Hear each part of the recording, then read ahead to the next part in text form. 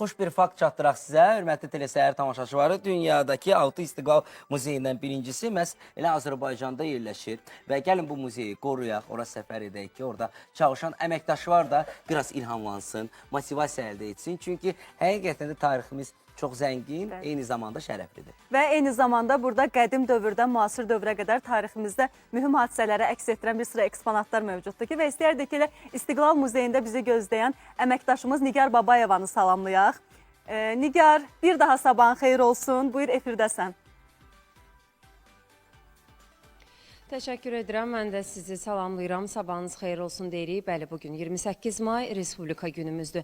Hazırda biz İstiqlal Muzeyindəyik. Bildiyiniz kimi burada bu tarixi günlə bağlı müxtəlif eksponatlar mühafizə olunur. Ətraflı məlumatı isə bizimlə birgə-birbaşa bağlantıda olan Azərbaycan İstiqlal Muzeyinin Elmi Kütləvi İşlər Şöbəsinin müdiri Səvinə Babazadə çatdıracaq. Səvinə xanım, sabahınız xeyir. Sabahınız xeyir, xoş gördük. 28 may müstəqillik günü Azərbaycan xalqının azadlıq və dövlətçilik iradəsinin simvoludur.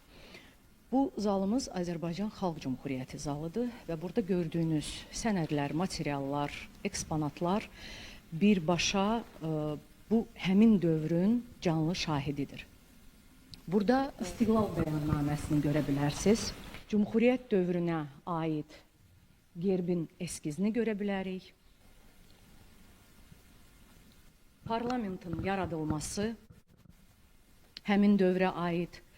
Və xüsusilə qeyd etmək istəyərdim ki, qadınlara seçki hüququnun verilməsi bu ən əsas faktordur həmən dövrə aid. Çünki müasir və demokratik dövlət yaranmışdı. Eyni zamanda milli ordunun yaradılması, mədəniyyətin, təhsilin və Paris Sülh Konfransının keçirilməsi bu dövrdə çox böyük rol oynayıb. Eyni zamanda burada ən diqqət çəkən güşələrdən biri də Əli Bəy Hüseynzadənin güşəsidir. O bir alim, publisist, həkim, rəssam və ictimai xadim olub. Onun da şəxsi kolleksiyası burada nümayiş olunur. Səvinə xanım, bugün saat neçəyə qədər açıqdır? Bu bayram günündə bizim muzeyimiz ziyarətçilərə saat 10-dan 18:00-a qədər açıqdır. Ziyarətçilərimizə bu bayram günlərində xoş istirahətlər arzu edirik. Təşəkkür edirəm Səvinə xanım. Belə bizim hələ ki çatdıracaqlarımız bu qədər. Sözü sizə studiyaya ötürürəm.